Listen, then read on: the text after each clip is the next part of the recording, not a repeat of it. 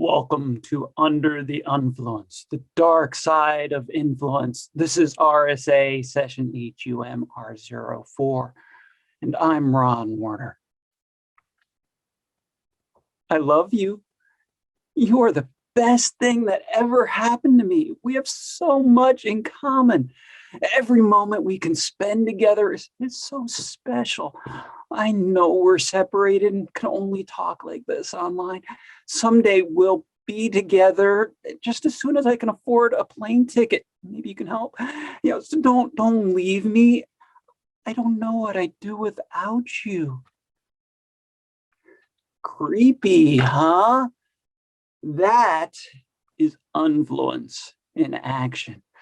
We see it every day with our online lives. Who do we talk to? How are they talking with us?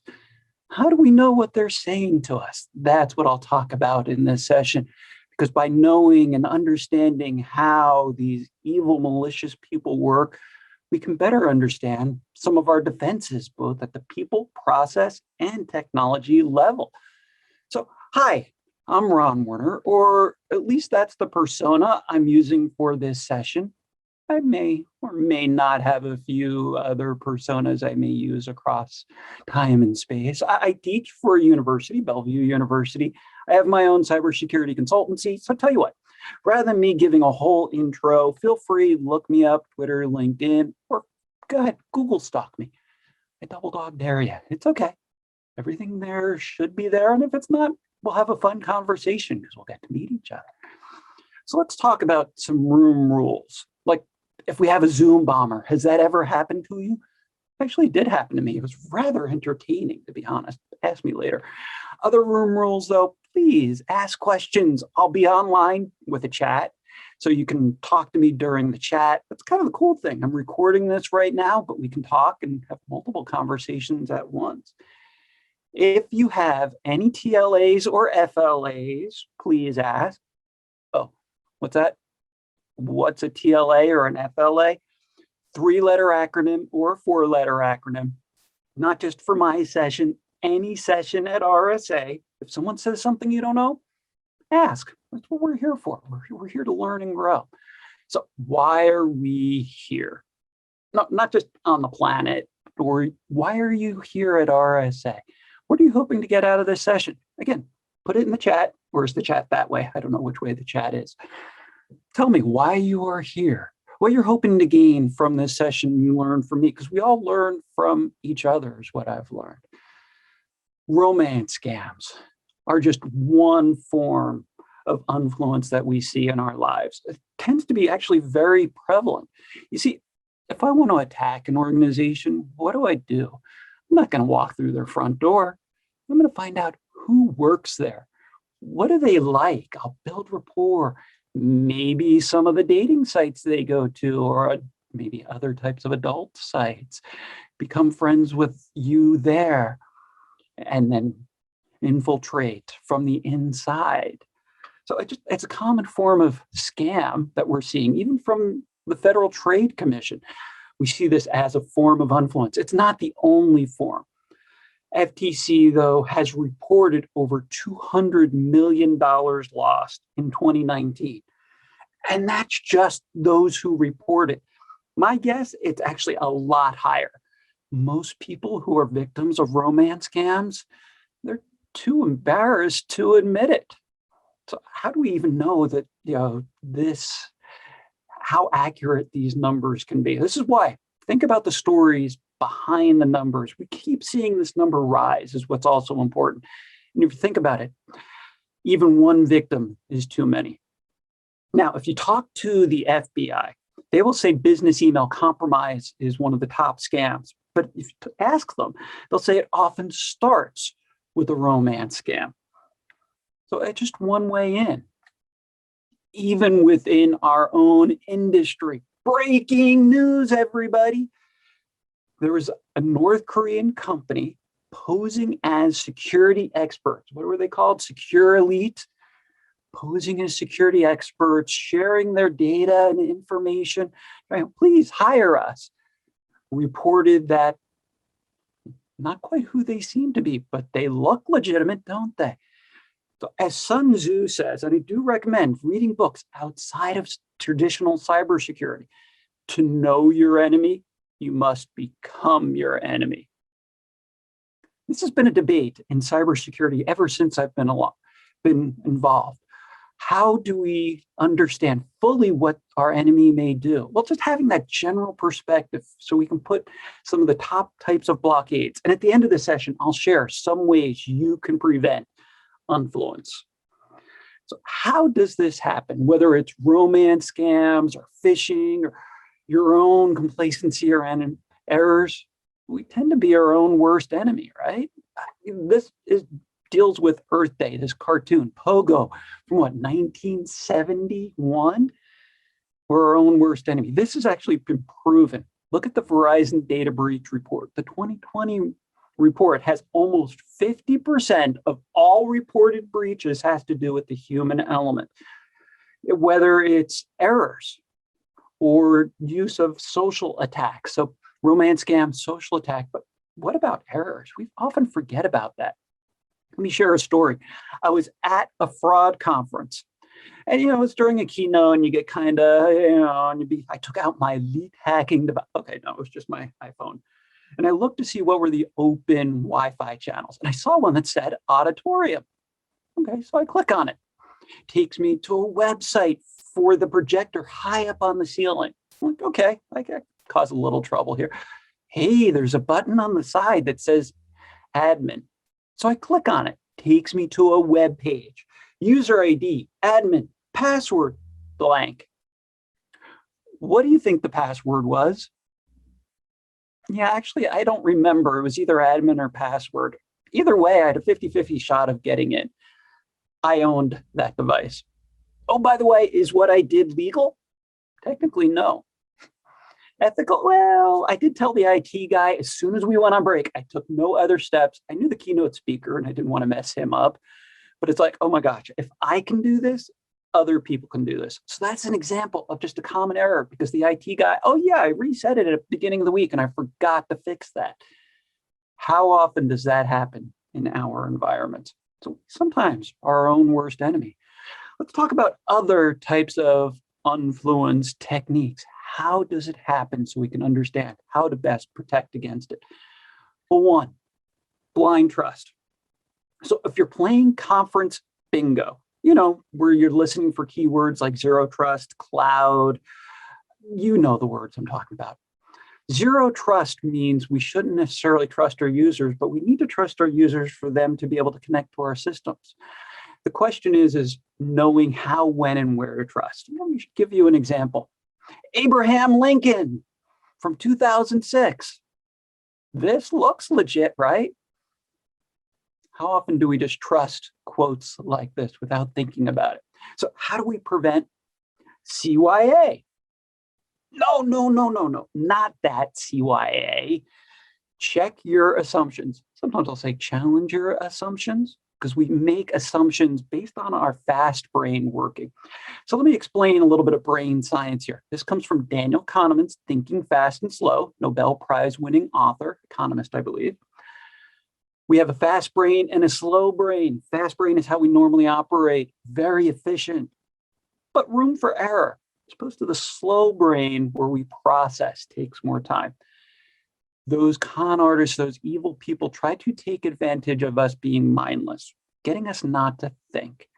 So by calling a quick timeout, moving from fast brain to slow brain, we can prevent this type of blind trust. Okay, looking at it, go, wait.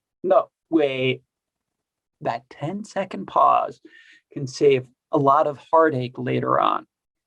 Another challenge we see, complacent. That'll never happen to me. I'm too small. Who would ever want to get my information? Until it's too late. You all have seen it. Or I'm too smart for this.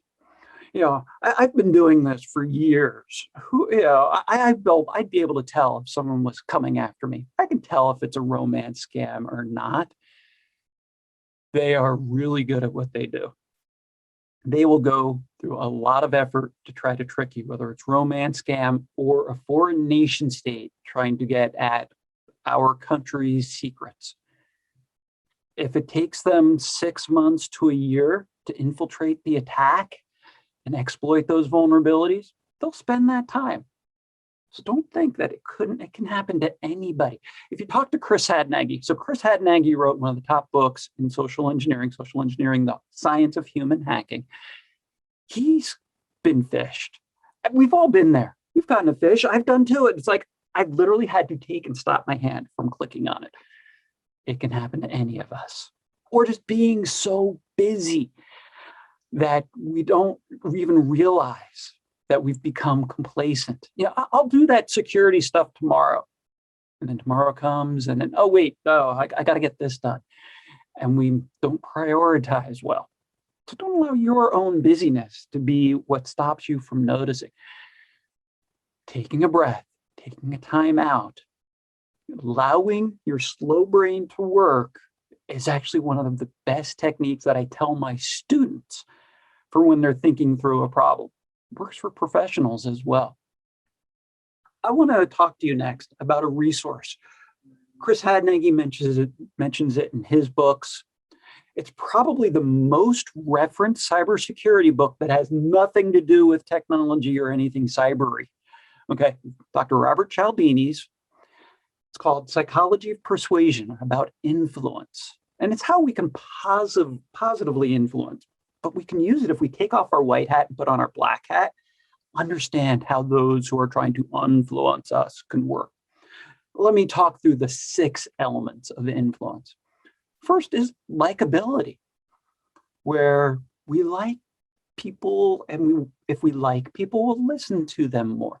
Why I work at making myself more attractive. I know it doesn't really work all that well. I try though.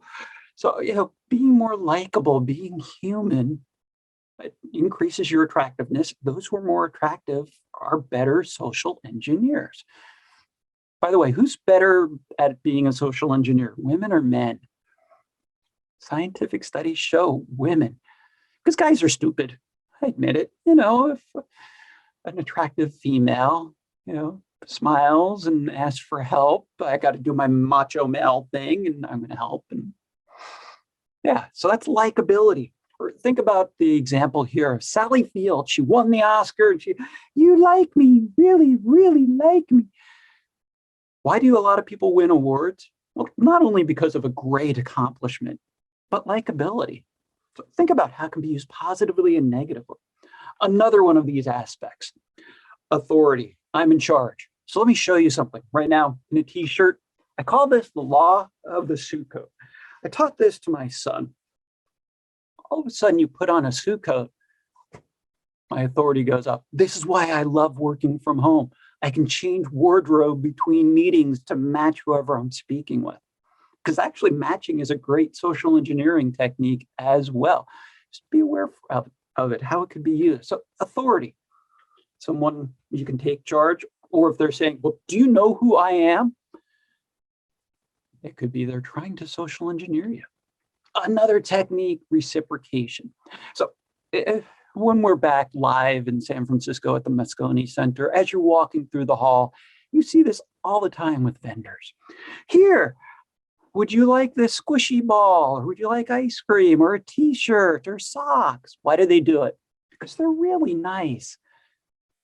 Law of reciprocation. If you take something from them, you feel indebted to them. The example I really like, and if you watch The Big Bang Theory, great examples of social engineering throughout that show. If you watch it, there's an episode with Penny and Sheldon. Penny, the female, Sheldon, the scientist. Penny got a signed napkin from Leonard Nimoy.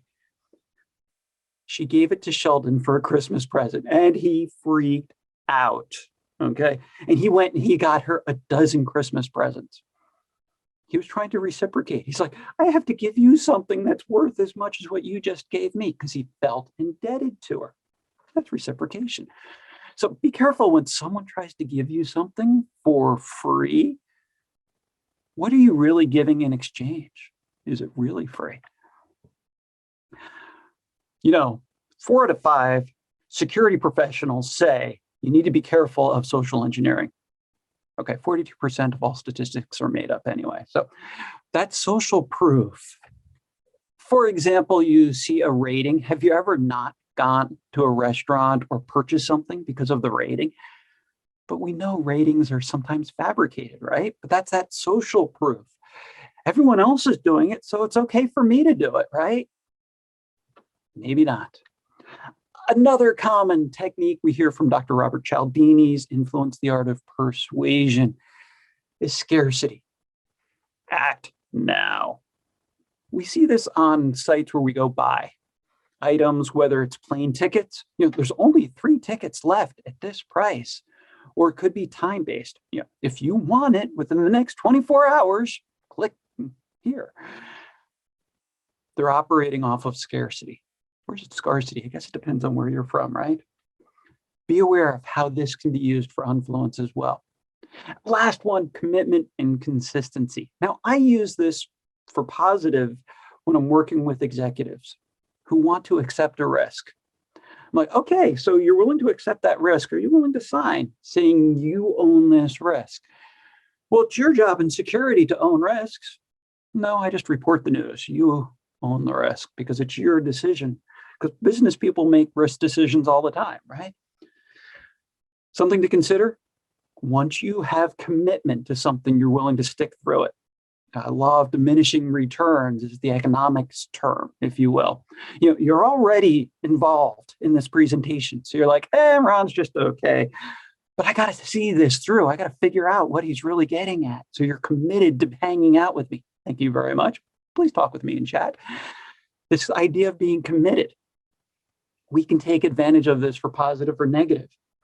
One way to do it, why we have people sign petitions. As soon as you sign, you feel more committed as well. So those are Robert Cialdini's 6 parts of influence. Think about how we can use these both positively and how those dealing with influence use them as well. Now, where do we see this in action? Phishing. Oh, by the way, if you're playing conference bingo, here's your Dilbert slide, required in a security presentation, right? We're already familiar with phishing. By the way, phishing is never going away. How do I know this? It's too easy. So in chat, I'm putting a link where you can learn more about phishing. It's a good link.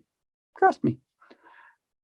It's too easy. So story, my son working at a McDonald's here where I live. 2 weeks after he started, he got an email, said, click here to see your paycheck. He was a 16-year-old. He wanted to see how much he earned. So he clicked here, took him to a website. First name, last name, blank, social security number. It was not McDonald's. The email was not from McDonald's. A little background on my son. He's a football player. He does construction. So not a geek like his old man. What do you think my son did? And now for the rest of the story. Robert Harvey. My son asked me, Dad, this looks weird. Can you help? Yes, that simple act. So what do you think? Was that legitimate or is that phishing? Most of you are going to say phishing. Look just like phishing. No, it was legit. It was the local human resources company managing the franchise for my area. That's how they get paychecks out to new McDonald's employees. You could tell by the little writing at the bottom of the email that no one ever reads. Phishing is too easy. Now, you're familiar with SMS. That's where you get the text message.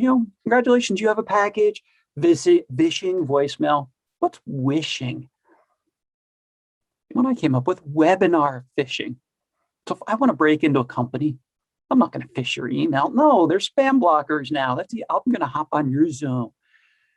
Or I'm going to attend a seminar that you're attending, or your executives attend, or your finance people, or your attorneys. And I'm going to social engineer people in chat. Webinar phishing. Hey, I have this great article I want to share with you. Go ahead and click on this Word document, not realizing it has a macro. That might not be caught because it's a form of spear phishing, if you will. So be aware, all these different communication channels now for phishing. It's not just for email anymore. Also finding information. Like I asked, go ahead and Google me. But what are other ways? What if we had one website you could go to with a lot of other resources and links where you can search for people's usernames, email addresses, IP, what social networks people use? So homework time. I told you I'm a college professor and I give homework, right? My homework's kind of fun, I think. And let's be honest, homework begins after you're done with school. We're always doing homework. That's why you're here now. Go to ascentframework.com. Check it out first. Trust but verify. Perfectly okay by me. Go to ascentframework.com. Look through these resources so you can find out information about people. All these are links where you can learn more and gain information. Talking with the FBI, the two top resources social engineers are using for business email compromise. Of course, Facebook, Instagram, and nothing against these places, but also LinkedIn. I want to create a whole organizational chart for a company that I'm interested in. I can do that through LinkedIn. Google, of course, another, but it goes beyond. Information, we leak information all over. So where is your information? Where is it leaking? How are you containing it as a consumer? And then on the counter side, as a security professional, what are you doing to protect other people's data? Another common problem that I've been seeing in my career as a cybersecurity professional is people just don't listen. They don't read. They don't look at instructions. They don't RTFM. Read the FINE manual, by the way. It's a military term. I am prior Air Force. And when someone wouldn't read the instructions, we just say RTFM. I still use this with some of the students I work with. Make sure you're looking through all of the instructions. It often is right in front of us. One of the quotes I love using with other security professionals, though, is Dr. Eugene Spafford from Purdue University, Practical Unix and Internet Security. Hard to believe that book, 21 years old this year. His law, first principle of security administration. If you have responsibility for security, but you don't have the authority to enforce it, you're just there to take the blame when something goes wrong. How many of you are in that position right now? Or have been? I've quit jobs because of this. Where, hey, yeah, you're our security guy and you're the guy we're going to fire after we get breached. But I can't, you're not letting me change anything. It's called the security figurehead syndrome. Been known for well over 20 years. I think I have a paper from 20 years ago about security figurehead syndrome. It's making sure, so if you're an executive, making sure those responsible have the authority. And if you don't have the authority, use these techniques. Maybe you just need to wear a suit coat. Try not to fool yourself. Be honest with yourself. Know your own blind spots. Have trusted advisors in your life who can tell you the truth. Maybe not what you want to hear, but what you need to hear. So what are the different sides of influence? Now, I'm showing this coin. Well, first of all, is it influence or manipulation? I had a student actually ask me this in class once. It was my social engineering class. Are you just teaching us to influence or manipulate? Yes, both. It really comes down to your intent. If you're trying to promote, help people, it's influence. Maybe if you're trying to get them to do something not necessarily in their own best interest, that's more manipulation, right? So be aware of how this can be used. Put in chat, what do you think? Is what I'm telling you influence or manipulation? How about this? Why I also teach social engineering. It's actually a primary reason, not just because it's kind of a fun topic to talk about human hacking. We really need more security leaders. We need people who know how to lead. If you read Dr. John Maxwell, very well-known author on leadership. So read his books like Winning with People, 21 Irrefutable Laws of Leadership, I believe is one of Dr. John Maxwell. Leadership is influence. Use these same techniques. So let's talk about some of these techniques you can use to help build yourself as a leader, and then you can understand how it can be used for influence. Well, first of all, building rapport. And just starting with something of interest. So before I'll connect with somebody or I'll meet with someone, I'll connect with them. Find out what you're interested in. Okay. It could be fishing, it could be baking, whatever, just to start that conversation and then maybe build your ego. So here's a tip for you. If you're connecting with me on LinkedIn, by the way, thank you. I love connecting with people, but put a note where we met. So when I'm connecting with someone on LinkedIn, I'll include a note and then I'll appeal to their ego. Ooh, I really liked your post on, or I like this, or I appreciate that. Showing interest, but appealing to their ego. So the flattery still does work. Dr. John Maxwell, I mentioned, he has his 30-second rule. Within 30 seconds of meeting someone, find something honest you can compliment them about. Hey, I really like that suit coat, or I like that pin, or find something to appeal to their ego, build a rapport. You can always try volunteering information. Hey, I got a secret for you. And then you're more willing. It's that reciprocation, quid pro quo, if you will. Or you can also try to exploit instinct to complain. What is that? I can't believe the RSA conference just did this. Can you? You may just begin complaining because I built rapport based on something in common. If someone's complaining, well, first of all, they're going negative. I like being positive. Second of all, could be influence or using an erroneous statement. I'll do this because it makes you feel superior. If I say something I know to be untrue. No, Ron, it's really this. Oh, you're right. Oh, you're so smart. Now I'm blatant with it there, but I can be really subtle.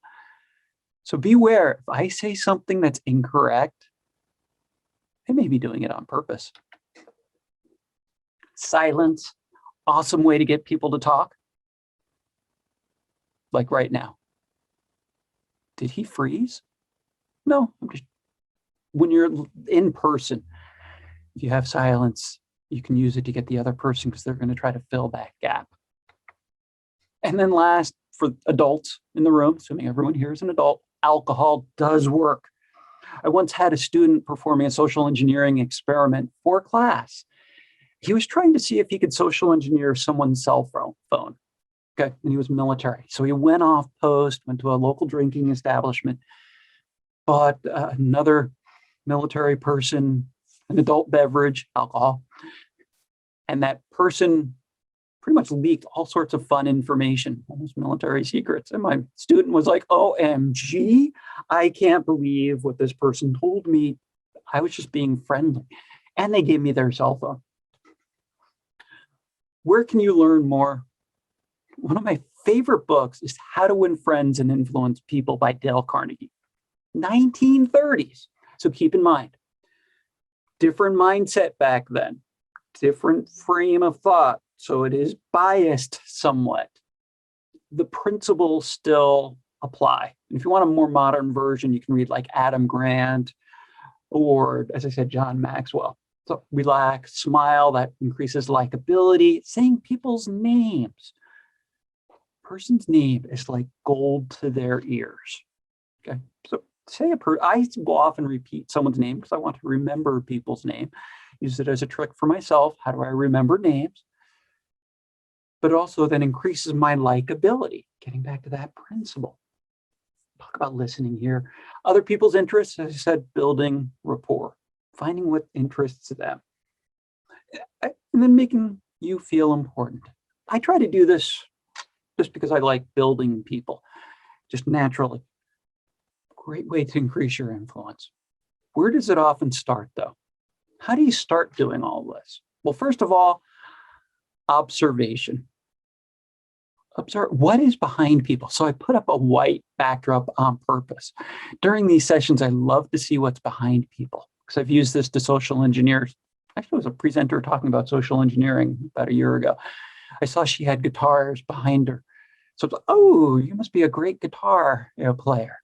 And we had a fun conversation about guitars. So, build rapport. We have 2 ears, 2 eyes, 1 mouth for a reason. Try to listen more than twice as much as you talk. Let me give you another tip, though. And actually, I started giving this tip back in about 2007 at the RSA conference when I was talking about how do security people become people. We tend to be introverts, geeks, nerds, quiet. Do you know how I start my social engineering and how I start many conversations? Hi, I'm Ron. I'm virtually shaking hands. Or now we're doing fist bumps because we're supposed to be socially distanced, right? Even online? Okay, maybe not. Really, it starts that simple. Just get out and say hi. I'll challenge you a little more with that in a moment. But how do we prevent unfluence? Share your tips in chat. By the way, I want to hear from you. First of all, this technique is the #1 technique that I've heard from Department of Homeland Security and the FBI. It's the most efficient, cost-effective methods. Ask for help. So right now, as I'm recording this, it's tax season, even RSA just done with tax season. I just got this email from the IRS and it says I'm behind in my 2020 taxes and they didn't receive, but they're saying that I need to pay and they want me to pay with a Green Dot card or Bitcoin. Now, again, that seems obvious, but not everyone is knowledgeable about this. It's like my son just asked for help. Do you have an Aunt Sally or an Uncle Joe in your life? You know that person that, well, you know computers. Can you help me fix mine? For me, it's my 88-year-old mom. And what I tell my mom is, if something doesn't seem right, please ask for help. Okay? So takes how long? How long did it take for me to stop, call timeout, ask? Now, does the person you're asking need to be a cybersecurity expert? Nope. Getting a second opinion goes a long way. It could be one, it doesn't make a difference. One person asking the other. It's slowing down, allowing your fast brain to pull in your slow brain and go, wait a minute, this doesn't look right. So it's becoming mindful of what we're doing.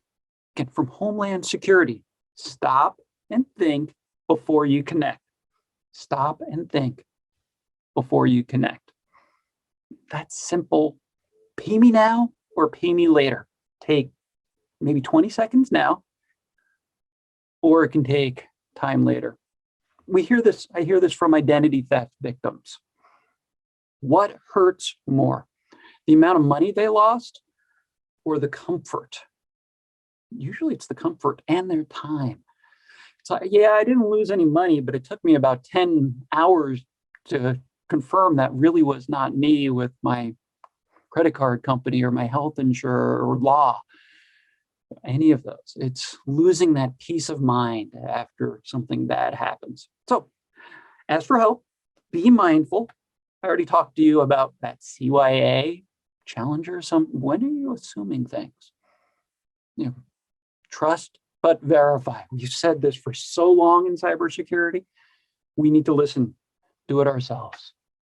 If you see something, say something. Has this happened to you? You're on a website and you get an error and you see they're running Apache Tomcat version 8.5.4. First thing I do is, dear Mr. Administrator, you're leaking information. Did you realize? Quite often it's like, oh, wow, we didn't realize. Thank you for saying something. If you see something, say something. Don't think someone else will say something. It's actually, again, read Cialdini's book. He talks about that, where people saw someone being beat up in New York. Everyone thought, well, someone else will call the cops. If you see something, that's from New York, New Jersey Transit Authority. Don't think it's insignificant. Be humble about it. Hey, I noticed your website is doing this. Just want to let you know. You're not looking for anything in return. This is not for reciprocation. You can confirm or you don't have to do anything. I do it for my own peace of mind. What are your tips? Please share them with me in chat. And oh, by the way, I'm going to be hanging out after this for a live Q&A. So I'd love to hear your ideas, hear your stories. Share not just with me, but share with others, because that's really the power of the RSA conference. It's taking what we're learning during these sessions and actually applying it to our real lives. Very unique to the RSA conference is this application slide, which I use it in so many of my other types of talks. So first of all, right now, meet someone new.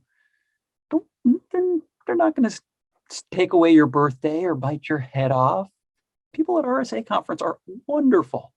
I love the people here, which is why I love coming and doing the RSA. So find someone new. Practice your influence, not influence, techniques with him or her or them, whatever they want to go by, whatever people want to be called. I'm open to that. Not to get political with that, because I want the other people to feel comfortable. Meet someone new, try these techniques. Also catch someone doing something well. Quite often we go negative with security.